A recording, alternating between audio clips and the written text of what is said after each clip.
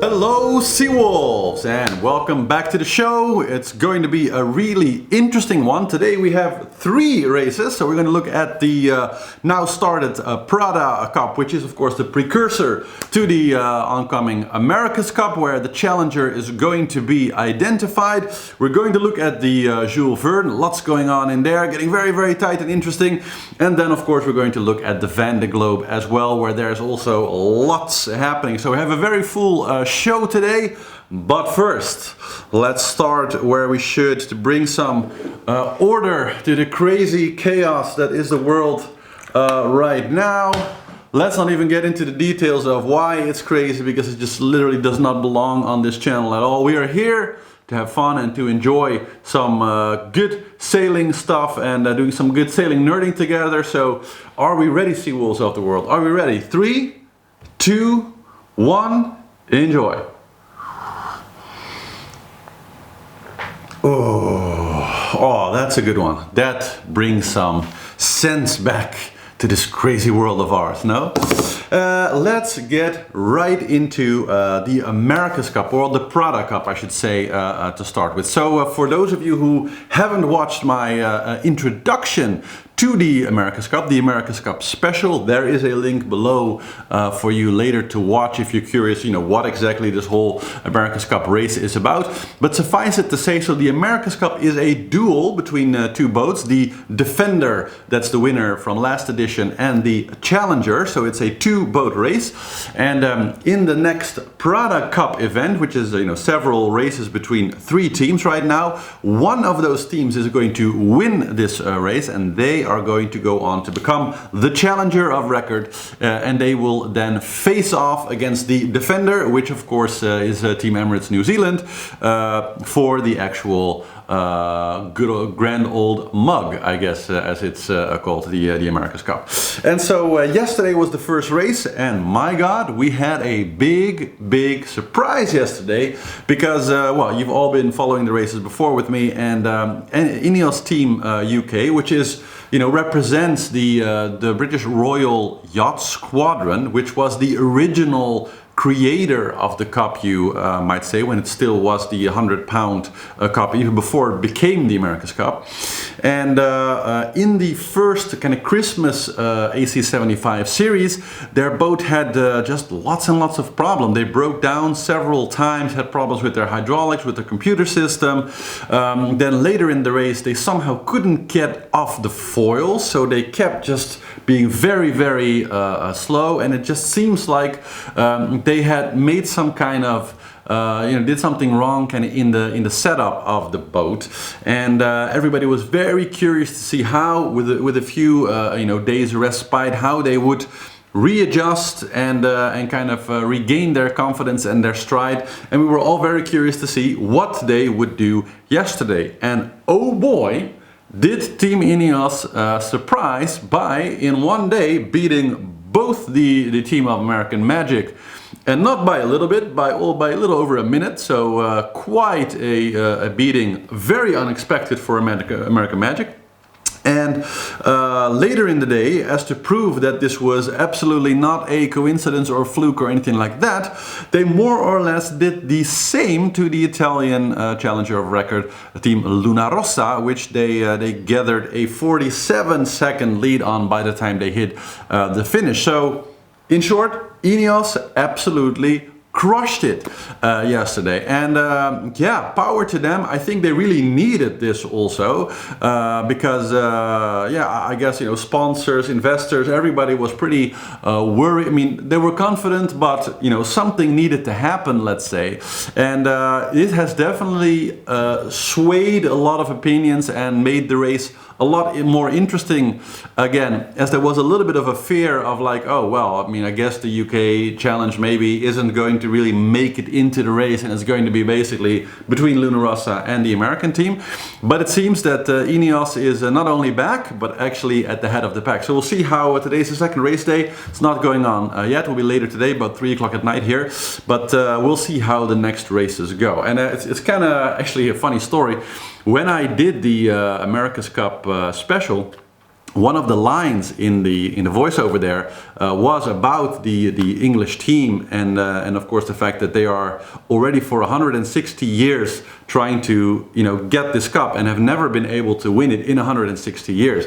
And so one of the lines that I had in the series there was something along the lines of for 160 years they haven't been able to win the cup, but this time, and it was so funny, I just couldn't get it out of my mouth without kind of breaking out laughing in a way, because it's not only that Team America, of course, had the longest winning streak in this particular event. It's also that the British had one of the longest, I guess, losing streaks in sports history there. And so, yeah, it'll be interesting to see, and I guess a really good start, some good sign for us to kind of hold on to if Team UK wins this. Because I think that, after 160 plus years of continuously losing the same race format, essentially, if they'd pull it off this time, first of all, it'd be a grand old party. People would, forget about Brexit and all that stuff, and the entire UK would come together in one big feast, Corona or no Corona. So that will be something to behold, I think. And yeah, it would be a good sign to the world of see, the impossible is possible. The British have won the America's Cup. So I, for one, after yesterday, am very excited to see how this is going to progress. So that's kind of the update there. Let's move on to the Jules Verne, because very interesting things going on there. And like I already said yesterday, it is a super tight situation right now in the Jules Verne. And after having been, well, like I said in the update yesterday, when I was doing the update, they were about 79 or so, 74 or so nautical miles ahead of the record.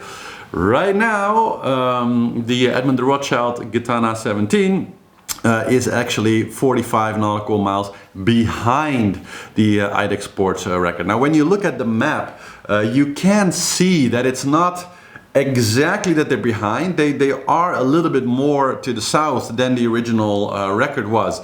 They just, because of the wind situation, have elected to go a little bit more a more western going route, which makes their route a little bit longer. So they're taking a longer route, and because that longer route increased their distance a little bit, that's why they're behind. So if you're actually looking at the map, and if this was a head-to-head race, it would be kind of hard to say who is ahead. Again, it's a small lead, but it is tightening, and it is making it more difficult. As I mentioned also in the previous analysis, that this record is just so tight, and they really need to build up a bit of a significant lead, preferably something between 200 nautical miles and 300 nautical miles, if at all possible, before they get to the Cape of Good Hope, because the passage around the Antarctics for IDEX Sport was so tight, so successful, more or less no significant hours spent under 30 nautical miles of speed, so almost impossible in the kind of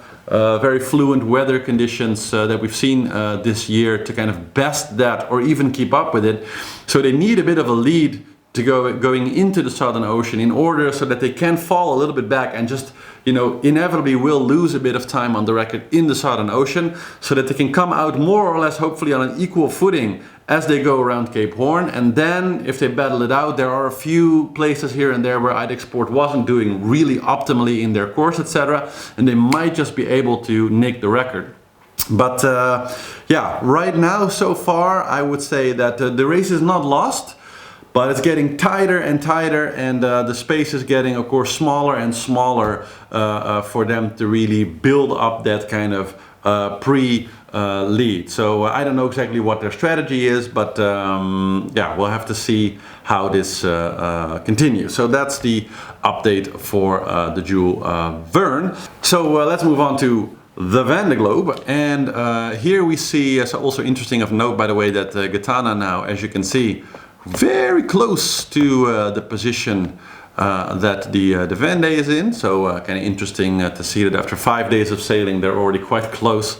Just to illustrate the speed difference between these huge multi-trimarans and the Imoca 60s that we're kind of used to. You know, the speeds that we're seeing now after being with them for the entire around the world race. And as you probably may have heard, it is really tightening up actually in front. As I said yesterday, Charlie Dalin still in front, but I heard that Charlie actually hit something in the water. Nothing catastrophic, but apparently some goings on with some small issues as a consequence of it with his foils. So far it seems that his speed is okay. So far it seems that he's not really being influenced, but there is something going on there, I've heard. So no details on it yet, but you know, I hope that it's not going to turn into anything worse. It seems right now like maybe some small superficial damage, nothing too structural at least. So good news and bad news, I guess. Then Lewis Burton really still putting the fire to Charlie, but Charlie holding out pretty nice. Average speed, so 4 hour average. Lewis a little bit faster, but in the 24 hour we see that Charlie is a 0.1 nautical mile faster, so very small, but we're still in that kind of wind system where we have 11, 12, 13 knots, and it's kind of popping around between those kind of wind speeds, as you can see here, 12, 11, 13, 14 here and there. And that's exactly the speed where Charlie's hypermodern boat is sometimes able to foil when most of the other boats are not able to foil yet. So he can sometimes lift off at around 12, 12 and a half knots, while most of the other boats will really start to foil when they're at 13 and a half, 14, 14 and a half knots. So still really using that advantage, and it seems that the wind direction for now is only going to quickly get more advantageous for Charlie. No real problems right now, as you can see in the prediction with, you know, no, because sometimes there can be a lot of like no wind area around you know, this part of the land mass, but right now it seems pretty okay for him to move through. So it seems that the path right now, no real doldrums there in the way, as we can see right now. A little bit less wind here, but nothing too serious. And with Charlie being in front, he is going to be able to profit from the fact that the wind is going to turn more to his back, which will of course make his foiling conditions again more optimal.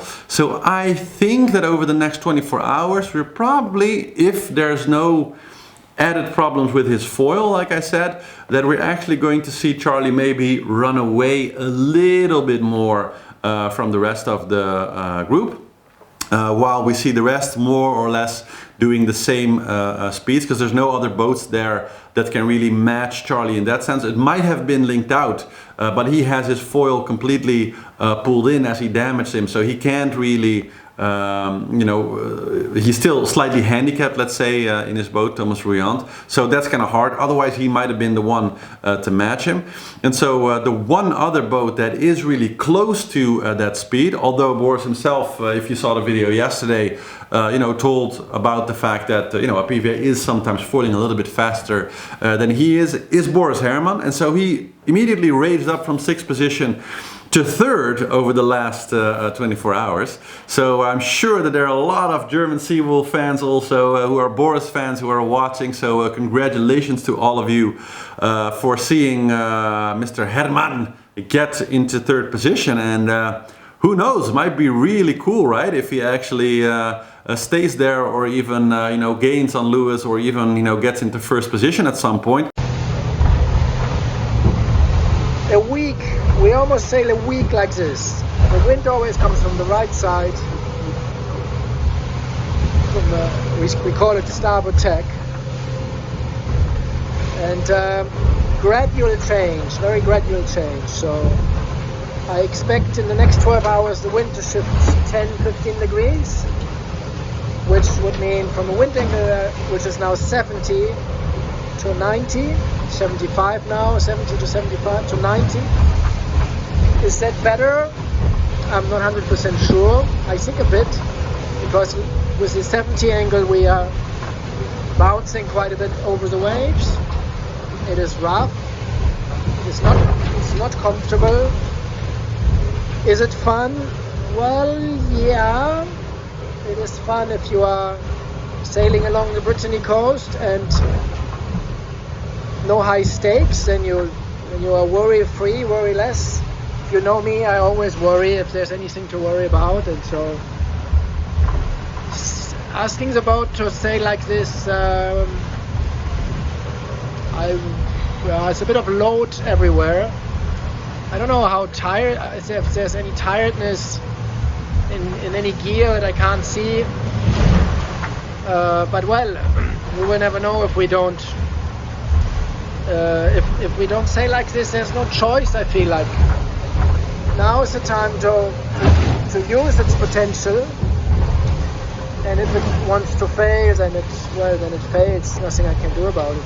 Who knows? I think that Boris amazingly got his boat through the race more or less 100%. I don't know of any real big damage that he's sustained. So he's nurtured the boat through the Southern Ocean in excellent fashion. And that means that he is now in a great position to really push hard, as the situation is very favorable also for the Sea Explorer Yacht Club de Monaco. So we'll have to see what he does. But it's definitely going to be a very interesting battle to see sort of these three young bucks, let's say, at the front of the fleet, battling it out, pushing the boats absolutely to the maximum. And likely Boris also mentioned on the video yesterday that his latest routing said maybe 12 days to the finish, so that would put us on 11 days today. Now it's probably going to be 13 or 14, but we're getting close. We're getting close to that mark where it's like a week and a half, maybe a little bit more, maybe maximum 2 weeks. We'll have to see what happens, but it's pretty cool to see that we're so close to home now and that we have so many boats so close together. So that is very, very nice to see. Then a little update on Isabelle Joschke, because some of you have asked how she is doing, and as I understand it, so she first went a little bit west to get out of the way of some stronger weather, because her keel was kind of swinging loosely. I mean, not too loosely, but more or less freely swinging underneath the boat, which is of course a massive risk, because that can really break out, and that's something that can literally sink your boat. So she worked hard to get out of the worst of the weather, and right now she is talking to race control, trying to find a safe path, probably to Itajaí, Brazil, I think that is, to put the boat in the marina and either fix it and then sail it back home, or maybe put it on a big transport and have it brought home that way. But for now she is safe, she's out of the weather, so that's I think cause for happiness to know that she is doing well there. Then if we go a little bit more down, so we see Maxime Sorel sailing really well, fell behind on the pack, but doing very, very well on his own. Like I mentioned yesterday, so both Clarice Kramer and Armel Trippon just very much stuck in these patches of some lower wind. So they have very calm situation. They are sailing. I think Armel is doing 6 or 7 knots. They have 7.9 knots right now, VMG of 5.4. So they're going really slow, but it's good to see that Armel is enjoying himself at least. Salut la Terre! Bon voilà, c'est un moment assez rare finalement sur cette course où on peut être sur le pont et voilà, profiter d'un spectacle grandiose, un plan d'eau presque plat, quasiment plat, voilà, un coucher de soleil exceptionnel et un bateau qui navigue, qui file sur l'eau tout doucement, qui essaye de se frayer son chemin à travers les nuages. Voilà, d'habitude on est plutôt à l'intérieur, caché à se protéger des vagues tellement ça va vite, et là on profite de la lenteur pour être sur le pont. Voilà, je vais le partager. Le spectacle est assez grandiose. Petit tour d'horizon.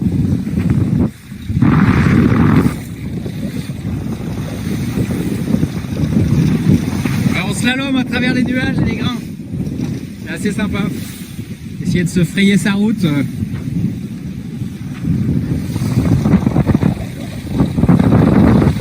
Alors il y a des pièges. Il y a des pièges et on peut y rester longtemps. On n'est pas encore sorti. On verra. Allez, à bientôt, ciao. So, clear skies, nice sunrises and sunsets, and finally some time to get on deck. That's worth something, I guess, even though they're not really moving very fast right now. So Roman Athanasio right now still doing good, but he's also about to run into this kind of wall of problematic weather, and there's no real way around. So his one option is to maybe follow this and actually go a bit more to the west again, and then try to find a way through. But it's a bit, you know, we say in Dutch, whether you get bitten by a cat or a dog doesn't really make too much of a difference, and no matter what he does, this system is going to bite, in the sense it is just going to stall him like it's stalling Armel and Clarisse right now, probably for 2 or 3 days. So it's sad, but it is what it is. And yeah, I think that, you know, seeing the enormous distance, I said yesterday, like probably we're going to see the distance between the hunters and Armel and Clarisse increased, you know, back up to about 1,000 nautical miles. And let's see. Yeah, so right now Armel is at 900 nautical miles. So yesterday they were still at 700 something, so they added another 150 miles or so, you know, to their leg behind the hunters, and I think over the next 24 hours they'll add another 100. So by the time that they're really through the system, they'll be probably 1,100 nautical miles behind the hunters, unfortunately. So then if we scroll down, we see the group that has, of course, Shirel and Alan Rora and Arnold Boiseries. All of the gents sailing really well. Shirel definitely a bit faster, so increasing his lead over those two a little bit, but still a lot of time to go, and they have to go quite a bit to the east in order to kind of get around this system here. So they have to make quite a lot of extra miles, which is not going to help. And so yeah, it's basically, we see Shirel now in 14th position. And yeah, I don't think that that's going to change before the end of the race. I mean, might be able to still, you know, get close to Roman Athanasio and Armel and Clarisse, maybe before the end of the race. That might still turn into an interesting battle for, let's say, 11th place. Maybe Shirel might make it still up there if they get stuck in this long enough, but he still has, you know, at least 3 days or so to go to get there. So I think they're just too far behind. Same for Pip, so both fully in order again now after she fixed the leak in the rudder, and she seems to be sailing good, but she chose to go a little bit more to the west, and I think she will have to actually start to make her way a little bit more to the east also, to kind of get around that system. Or maybe she is intending to pass it on the west side, I don't know. That might be an interesting tactical move, to stay more to the west, a bit like what Yannick Besthaven did, and try to make her way through there. Might be actually a better course, so that might be an interesting you know, risk to take for Pip, where she maybe says, well, Shirel and the others are on that side, if I go there I'm never going to catch them. You know what I talked about earlier in the show, in sailing oftentimes if you know, if you get rich, you get rich together, and if you're going to get poor, you're trying to get poor with other people. If you want to get rich, you're going to get rich you know, alone. And so this is one of those situations where it may be worth the risk to go on the other side of the system and see if she can, as this will be moving to the east of course, if she can make her way through there, because it's a different route from what the other three are doing. And if she takes the same route, she's definitely not going to be faster or overtake them, while if she's in a different weather system, she might just get an interesting chance there. So if we take a look here, we do see that it's going to be you know, dispersing kind of and moving to the west. And yeah, it doesn't seem like there's any obvious ways there. Again, you know, best to ignore this kind of prediction track. So no obvious way there or favorable weather. But yeah, I think she might still try to go that way. In any way, it seems like they're going to have some pretty intense and confused and interesting weather over the next few days there, as these two weather systems here are meeting right in their positions and going to create some very heinous weather systems with wind very much in the wrong direction to get where they want to be going. So this is going to slow them down quite a bit still, unfortunately. Anyway, so this is the position right now. Then if we look at the Cape, we saw that Didac Costa and Stéphane Le Dirigeant made it through very nicely. Same as Kojiro Shirishi, who seems to be heading straight for the Falklands. I don't know what is up there. I haven't heard of any problems, but it seems an interesting choice of routing right now, so I'll check what's up with that for the show tomorrow. But they all made it past the Cape nicely, and they seem to be, you know, in good weather conditions right now. We see that both Didac and Stéphane Le Dirigeant are running into a similar kind of band of problematic weather that the rest of the group is running into higher, which is kind of these separation lines between the different weather areas. And yeah, they're so pronounced this edition, and a real you know, hurdles for the sailors to get through. So let's see how that will develop for them, because I think this one is pretty much going to, yeah, that's pretty much going to hover there. So yeah, and develop into a low, it seems like. Yeah, so that's, if we look at the prediction, that has the potential to more or less keep them from making much way around the course for the next day and a half or so. So very unfavorable for them there, unfortunately. It looks a bit better for Kojiro, so that is nice to see. Then if we move a little bit better, we see that now Miranda Merrin and Clément Girard getting close to the Cape, so they're in some pretty strong weather right now, but moving nicely along, and as they pass the Cape it should stay relatively okay, so not super light, but it seems like they're going to have a pretty comfortable passage past the Cape, so that's very nice for them. Good speeds, not low winds or anything, but just a nice fast passage without any super crazy weather. Then behind there we have Alexa Berrier and Ari Heusela, which we visited on board yesterday. Both sailing very nice now, so they managed to kind of finally get out of those two bad storms that Ari talked about yesterday. And if you look at the prediction, we do see that there's another strong weather system coming up. Nothing too crazy though, so it's not the totally mean and gnarly system that they had to deal with 3-4 days ago. It's strong winds, but it's more or less 30 knots, I think, for the most part, and not much more crazy than that. And then of course all the way to the back we have Sebastian Destrameau. Now yesterday I was a little bit worried because he was kind of strangely moving around you know, one of the islands there, and I haven't been able to find out if there was any specific reason, if he was experiencing new autopilot problems or rudder problems or anything like that. I did, however, find his video today where he's basically saying that everything is alright and that he had a beautiful time passing one of the small islands, famous islands in the Southern Ocean there. Let's see if it's actually named here. I don't think so. I don't know the name of it. No, well, it's this particular island. You'll see it in the video here in a second. But Sebastian seems to be having a grand old time. Bienvenue au bureau. Un bureau enthousiasmé aujourd'hui. D'abord parce que on a repris notre route, mais surtout une chance incroyable de passer à raser l'île d'Auckland par 51 ou quelque chose comme ça sud.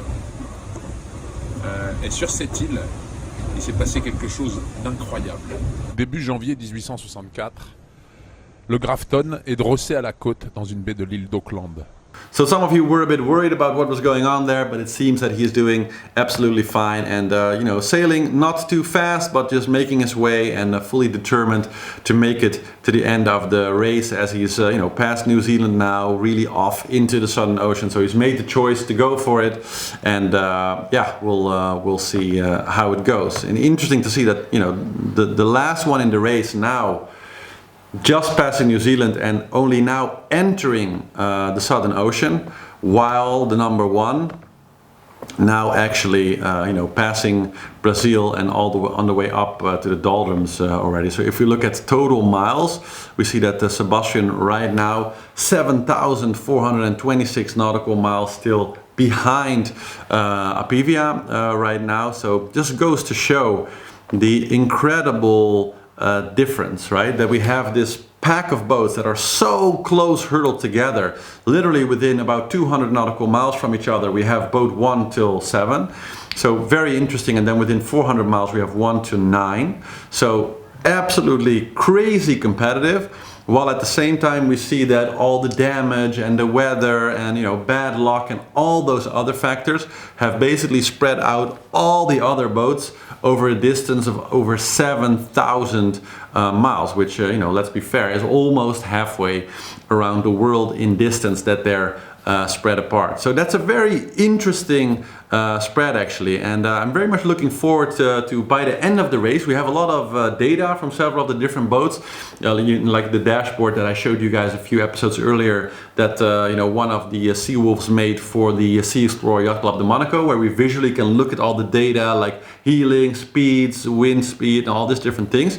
And it will be very interesting after Apivia or one of the other races has actually won the race, to start making some kind of looking back analysis and seeing what the actual advantages were, and calculating out some percentages of what was the real risk percentage wise of having foils, for example. How much speed advantage do we really see, and we can really start to make some deep dives into that, which will be very interesting to see, I think. But anyway, that is what the field is looking like right now, so very good to see, and I'm very curious to see what it will look like tomorrow. Then I promised that I would give you guys an update on the Volvo, or I should say now, Ocean Race 65, the childhood training slash sailing day in Holland, in Scheveningen, somewhere in the end of March or April. Now, I've talked to the team yesterday after the show, and it looks like, so this is not the confirmed date yet, I tentatively put it on the website this morning, but it looks like it's probably going to be the 10th and 11th, or the 11th and 12th of April. So that's a weekend. It's Friday, Saturday, Sunday. And on that days we're going to have 2 options to sail on the childhood, which are kind of the option for the like the average sailor, or if you are somebody who would just love to experience sailing on a boat, but maybe physically you're not fit enough, or not strong enough, or maybe you're older or whatever, for whatever reason you don't fancy, let's say, the full-on racing a V65, because that is super intense and super physical, right? So we'll have 2 days where we have 2.5 hour coastal sails with the Volvo, where everybody can experience actually sailing the boat, racing it a bit, steering it, doing some of the maneuvers with the workshop before, kind of the intellectual part given by the team. So that's going to sort of be package 1, and we're going to do several of those throughout the day. And then the night, from the 10th to the 11th, or the 11th to the 12th, one of both, we don't know yet, we're going to do an offshore experience. So that's 1 team. It's going to be 8 places maximum for that. And that's going to be, we're going to leave, so after making kind of the shorter sails with the people who are interested in that, which is a super cool workshop, hard sailing. The harbor of Scheveningen, where we'll be sailing from, is right on the North Sea. In March, April, there's usually great conditions, so it's going to be great, fast sailing. It's going to be epic fun, but it's going to be a shorter sail, let's say. The sail that we're going to make from the evening to the next morning is going to be more of a full-on offshore experience, where we're really going to try to push the boat hard. So we'll have 8 Sea Wolves on board, plus I think 4 crew of the childhood team. We'll have some instructions before, and then we'll go out probably around 6 or 7 in the evening while it's still light, and then we'll sail into the night, and we'll keep sailing throughout the night, and we'll be back in the marina somewhere around like 12 the next day. So it'll be kind of a full overnight experience, where we get to kind of experience, working at night as a team on the boat, trying to sail it, of course, as hard as we can, really, and then having the sunrise and sailing back. So I think that, you know, the combination of that could be really, really cool. I'm gonna have my own boat in the marina also, so you know, we're going to kind of make a whole program so that for that weekend, basically, I'm gonna be in Scheveningen. Hopefully many of you can make it to Scheveningen, and then throughout both of the days, all day long we'll be making these 2-hour hops where we have 10 people can sail on board for those, and then 8 people for the overnight. So in total we'll probably have about